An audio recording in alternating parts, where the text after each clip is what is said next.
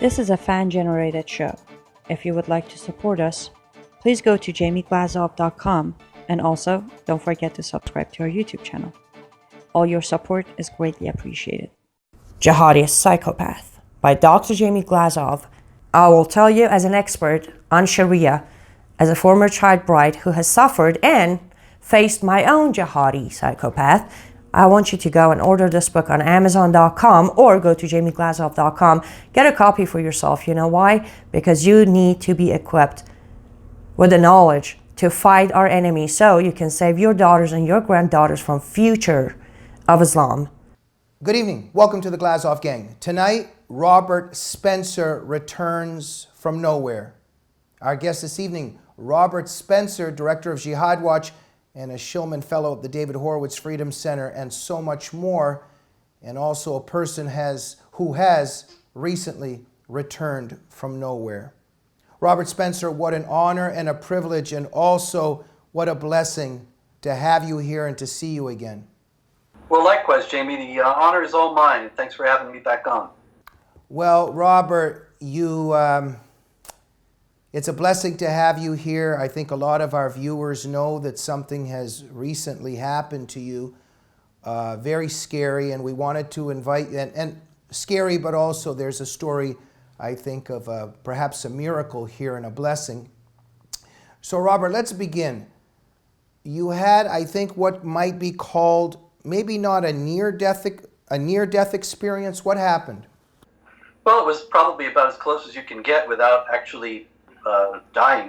I had no pulse, no heartbeat, kidney failure, liver failure, lung failure, everything failure. Heart failure, of course, was the main one.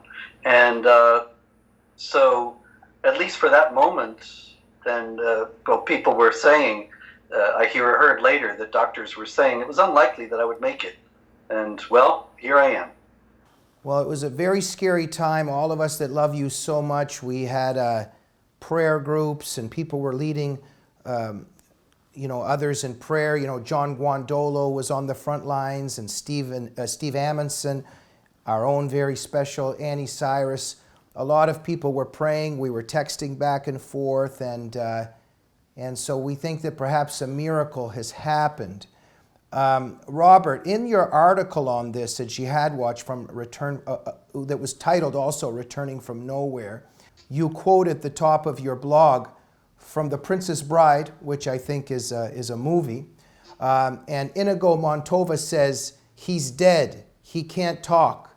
And then Miracle Max says, "Woo-hoo-hoo, look who knows so much. It just so happens that your friend here is only mostly dead. There's a big difference between mostly dead and all dead. Mostly dead is slightly alive." Quite profound and meaningful. Why did you include that in your blog? Well, obviously I didn't die. A lot of people have had those kinds of experiences where they say they saw something after the heart stopped and went into heaven or wherever, and they come back and talk about these experiences. I actually called the piece Returning from Nowhere because I was unconscious for a couple weeks, and I don't have any recollection of any of that, didn't have any sort of experience of any spiritual entities, which is not to say that they don't exist, but just that it was complete nothingness as far as I experienced it, and since I had no pulse and no heartbeat, I've said as a joke, well, I died, but I got better. And actually, I obviously didn't fully die, but enough to be very grateful to all the people who prayed, very grateful to everyone who thought that much to do that, to spend the time doing that, and very grateful to be back. Absolutely, Robert. What a blessing. And I keep saying, but I will continue saying, we are relieved and ecstatic and so grateful that you are back for many reasons, which we will discuss some more. Let's just unravel this a little bit more and just get into a few of the details. So let's just go back for a second. Your heart had literally stopped. Now, you were already in the hospital for pneumonia. You suffered heart failure, as you say, there was kidney failure, respiratory failure. In your blog, you talked about how you were airlifted from helicopter from one hospital to another, which you don't remember. You were hooked up to almost every machine the doctors could find a way to plug you into. And I didn't mean that as a bad laugh, but as just an amazed laugh, in the sense that this is just an incredible story. Robert, so your heart had literally stopped and you had no pulse. Yes, that's right. I was told later, because as you say, I don't have any recollection of these days, but doctors told me later that if I had gone to the hospital earlier, then the heart failure would not have been detected, and if I'd gone a bit later, I wouldn't have gone. I would have been going to the funeral home instead. And so I was there at precisely the right time. And as I said, they hooked me up to all those machines, which I was on for a week or so, week and a half. And then they took me off them, which could have also ended with me dying. But instead, I started to improve. And so many physicians have told me that I beat immense odds in all this. And for that, once again, I'm grateful to God, grateful to everyone who prayed. And I also think that it's a testimony to modern Western medicine, and that's another subtext of what happened here, that this kind of thing, I'm only here talking to you because of the innovations of modern medicine that could only have elaborated in a free society, that could only have developed in the kind of society that we have. And this is one of the reasons why you and I are doing what we're doing and trying to defend civilization against barbarism, trying to defend free societies against the resurgent totalitarians of the left, because we see that there are palpable benefits of the free society that they are working so hard to try to destroy. Are you saying that in Islam, like in the Palestinian territories and in countries like Pakistan and Iran and Saudi Arabia and other environments where Sharia rules, that there's not this great technological innovation? In Islam in particular, there's a great dislike of innovation, bid'ah. Now that's a theological problem that is in Islam, that Islam is supposed to be perfect. The Quran says, "This day I have perfected your religion for you." That's chapter 5, verse 3. And so if it's perfect, it doesn't need fixing. This is one of the reasons why Islam is so resistant to reform, and why those who say, well, there will be a reformation in Islam and everything will be okay, it will become peaceful, they're really kind of whistling in the dark. The fact is that that would be regarded as bid'ah, innovation, and it would be frowned upon and actually branded a heresy. And that kind of dislike of innovation has carried over into Islamic societies, such that they do tend to be stagnant intellectually. Now here a lot of people will say, oh, but what about the great Islamic philosophers and all the supposed great Islamic inventions?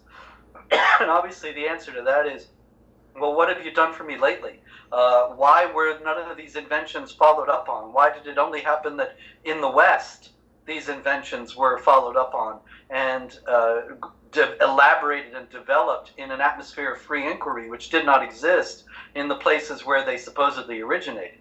And you mentioned the Palestinian territories. I think it's very telling that when senior leaders of the Palestinian Authority have fallen ill, again and again, they go to Israel for medical treatment. They don't trust their own hospitals. And I think that they realize, at least in an implicit manner, that what they need is only available in the free society that they're trying to destroy. Well, look, could it at least be said that in Islam there's a lot of innovation in how to carry out different kinds of suicide bombings? Yeah, sure. They've made tremendous advances in bombings. We've seen how they have been the impetus for immense advances in airport security and in the security of various public buildings and government buildings in particular. We see the Islamic theology being responsible for a great deal of innovation in that regard. But when it comes to medicine, science in general, we don't see that. Robert, you said something during this previous answer. I think we have a title for a new book for you. What have you done for the kufr lately? Yeah, that would be a good one. We'll see. Robert, let's return for a minute. So would we call what happened to you a coma? Yeah, well, that was, I think so, for a couple weeks there. So I you don't, were I unconscious remember for very distinctly waking up and realizing that it was a couple weeks after the last thing I remembered. And I'm told that I was up a couple times or talking a couple times during that, but that is something that I'm just told later. I don't remember it. So you were unconscious for about 12 days in late April, early May, give or take a few, right? give or Yes. take. You had pneumonia, and that's why you went to the hospital, right? Well, at least that's what I thought. It had been diagnosed as such. There was actually a doctor in late March when I went in for the what I thought was the pneumonia who said, no, this is a heart problem. But then the heart checked out okay. And so I went about my business. I actually went to a seminar of John Guandolo's Train the Trainer program and led an all-day seminar for various people who attend that after this diagnosis, but wasn't feeling well all through April. You may recall you and I saw each other at the David Horowitz Freedom Center event in Southern California at that time. And I told you, I'm sorry, I don't feel well. I'm going back to my room and going to bed and so on. And this is what led me to go back to the doctor later on in that month. And then the rest of it happened there. Well, I had to get drunk all by myself in the lobby that night. I was a little bit upset that you had left, but now I see that there was a good reason.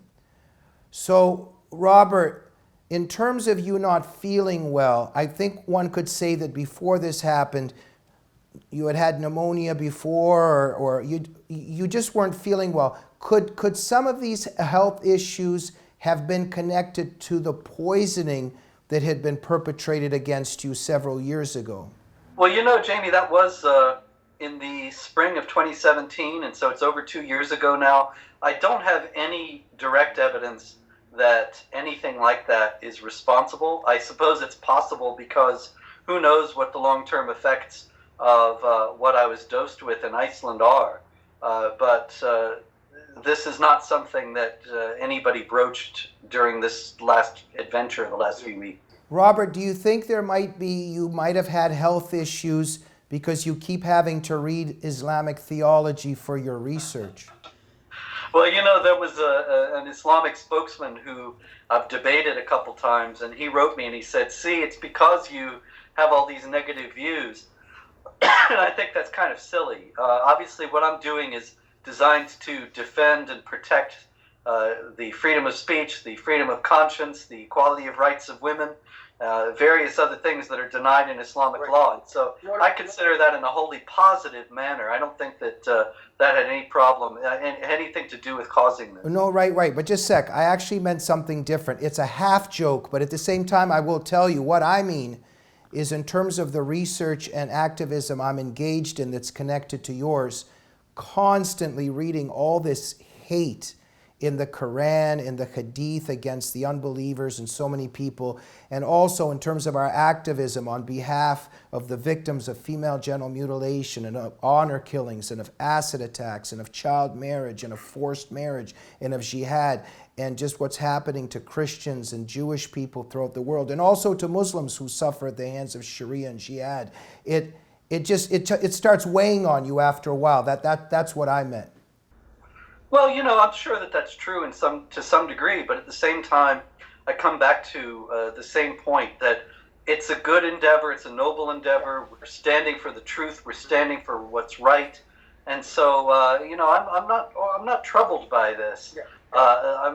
The characterization of our work as hateful and bigoted, I think, is ridiculous on its face, and it doesn't cause me any trouble sleeping or something of that kind. Absolutely. I just mean that when we're fighting evil, we also have to study it to know how to battle it, and it has its own spiritual toll. And I meant it half in jest and in humor, but quite serious. Now, Robert, you left the hospital, as you say, with most organs having recovered, passing grades.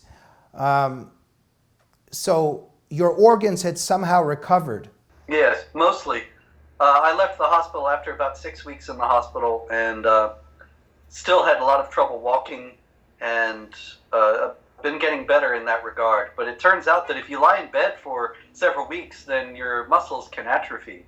And so one of the most unexpected effects of all this was that I had to start walking again, which was very difficult and painful at the beginning, and took quite a while, took several weeks, but now I'm pretty much walking in a normal manner. And so once again, I'm grateful and thankful to God. Right. Now, you say that there was no all-encompassing light, you heard no voices, etc. I'm just going to tell you something I heard. I was at the restaurant and overheard people talking, and they said that they had heard that you went through this dark tunnel and an angel of light told you you need to go back to Earth to promote the Glazov Gang. This is why I didn't become a stand-up comedian. But no truth to this, I take it, right? I'm sorry to report, no Angel of Light appeared, no Glazov Gang t-shirt appeared. I do still have my Glazov Gang t-shirt. I'm sorry I'm not wearing it now. Okay, but Robert, now I see that you are lean, mean fighting machine now. Looks like you've lost a bit of weight. What has happened in that regard? Well, actually, that's something that was that I did mostly before all this happened. I was exercising a great deal, and I'd lost a good bit of weight. I think that it actually probably helped to make me stronger to be able to pull through this, that I had been exercising rather intensely in the months before it all happened. Okay, so how are you feeling now? I feel mostly okay.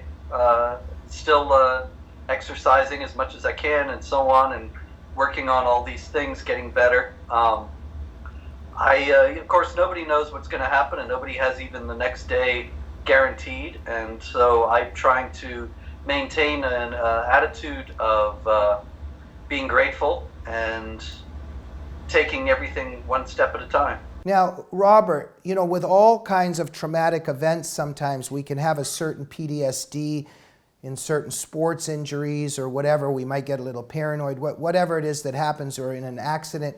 Is there a bit of fear that is instilled in you now, like maybe a little bit of paranoia or fear just in terms of what if something happens again, or if you feel a slight pain in your chest? Or have you maybe become a little bit more kind of easygoing and braver about these things? Yeah, I would hope I'm a nicer guy, and I do think it's more the latter, the second choice that you offered just then, that I am trying to focus on being calm and relaxing, and I understand, of course, that I've been to the edge and that I will one day go over, and so this is not something that anybody can avoid or that anybody should be troubled over. So fear is not really in order in this case. Now, Robert, you said that, yes, okay, perhaps there had not been an angel of light or any kind of near-death experience in the sense of something religious, or that you saw or heard something. Yeah, well, like I say, I want to emphasize in that connection that I'm not saying that means that nothing exists or something like that. I'm just saying that in my experience at this time, nothing happened, probably most likely because I did not actually die. Right. Now, but has there been, you're more grateful and you've said some beautiful things. Could you expand a little bit just in terms of your own spiritual and religious journey and faith? Is it the same, or has it been a little bit altered, or have you been thinking a little bit differently in that sense? Well, I think that there's no doubt that it's a little bit deeper at this point, and that coming through all that and having been told by so many doctors about all the odds that I beat, and marveling about that, that certainly I've been grateful and have a recognition for how God has been merciful to me, and I hope to live up to that and do some good in this world before I do die. Well, I think you've done a tremendous amount of good, Robert. Especially, you know, obviously there's your own personal life, but to fight this tremendous evil and to expose this tremendous evil that we're facing in the world, and you have so profoundly and bravely did that, and you're also, of course, one of the leading scholars of Islam, one of the leading activists in the world. So not only do we love you as a human being and as a friend, but just even in this counter-jihad movement, you are so much needed, and what a blessing that you're here with us still, Robert. Well, you're very kind. I much appreciate your generous words, and I hope one day to live up to them. Thank you. Now, Robert, I also wanted to ask, how about your memory, and in general, how was your mind? How is your mind afterwards? Did you maybe have some memory loss? How about your intellect, just to be able to study and to work? How is that coming along? I was going to make a joke there and say, I'm sorry, I don't understand the question, but in reality, everything is fine. There are a few weeks there, as I've said, that I have no recollection of, but that's the only problem that I see in that regard. And of course, I slept through most of that. I'm very grateful once again here that there doesn't seem to be any impaired brain function, that I still remember all the Quran verses and all that. So been going back to work, been working at Jihad Watch and so on, and happy that I'm able to do it. Robert, while you were, I think we could say perhaps nowhere, there was this angel, this wonderful woman, Christine Williams, that kept Jihad Watch going. And what a wonderful person. She's a very good friend of mine. I love Christine Williams. Thank God for Christine also doing her own brave, noble work and her battle on behalf of human rights and against totalitarianism and for freedom. But can you say a couple words of how she kept Jihad Watch going while you were not with us, in a sense? Oh, yeah. And this is something that she undertook on her own.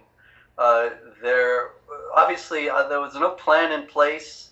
I hadn't really thought about what would happen if I weren't able to take care of updating Jihad Watch, and she stepped in and took care of it, kept it all going. And I can't tell you how many emails and even snail mail letters that I've received telling me what a great job that she's done, asking me to convey to her, or CCing me on emails to her, telling her that she did a wonderful job while I was out. And so this is once again one of the things for which I'm grateful. She is a tremendous activist and a great asset to Jihad Watch, obviously. Yes, thank you so much to Christine Williams for keeping Jihad Watch going. And look, there was also a collective effort at that time. A lot of people jumped in and continued writing and contributing.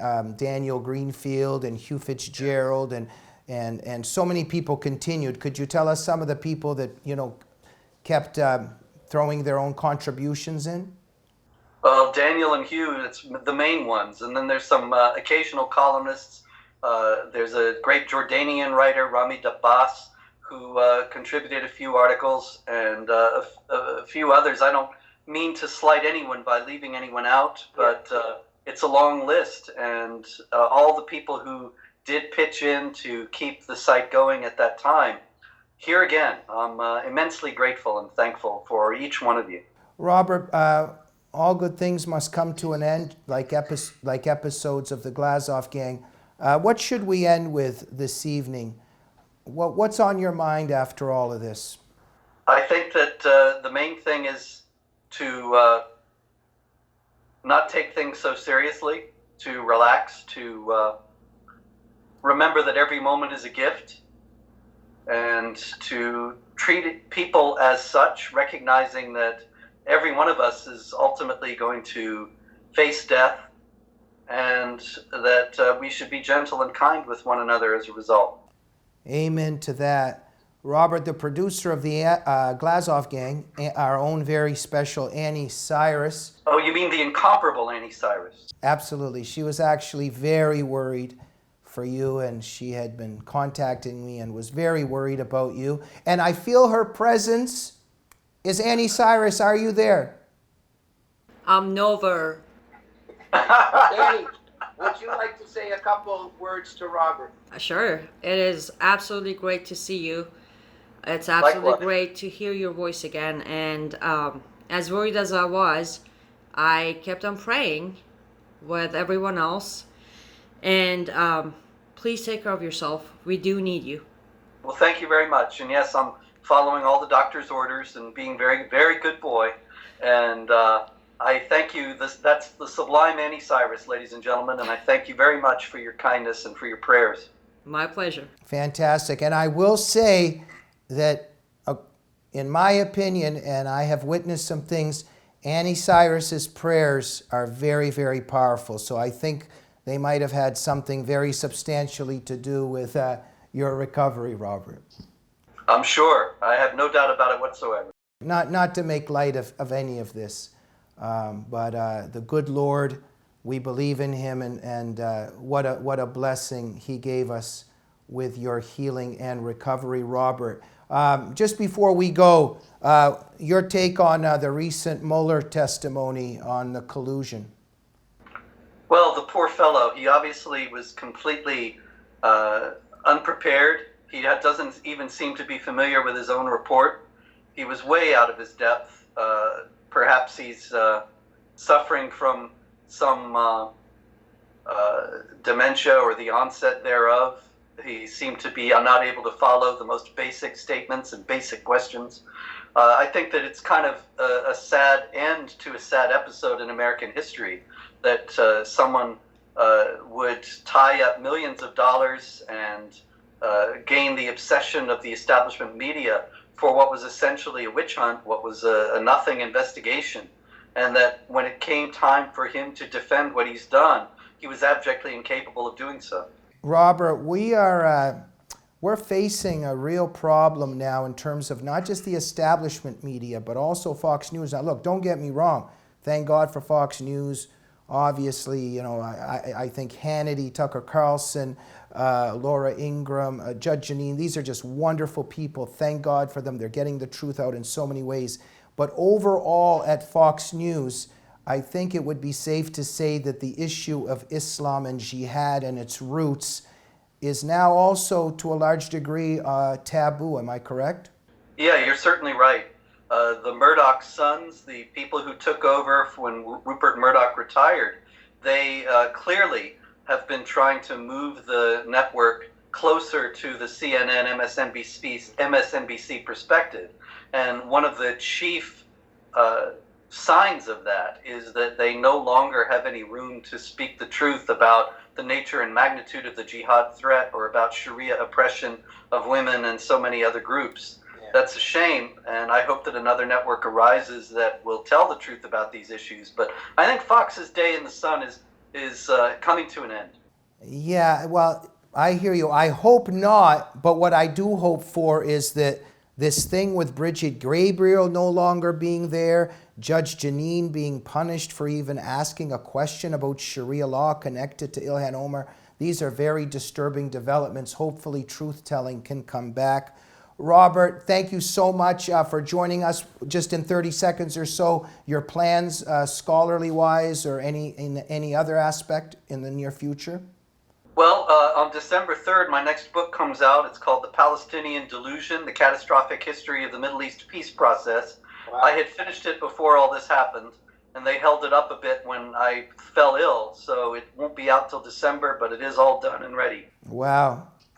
You're a man of many talents, and you keep working ahead. Robert Spencer, a blessing to have you back with us in more ways than one. May God bless you, and keep up the brave and noble fight. Thank you. Thank you. Thank you. And thank you for joining the Glazov Gang. Keep going to Jihad Watch to keep an eye on what Robert Spencer is doing in terms of telling the truth about the threat of jihad and what inspires and sanctions jihad.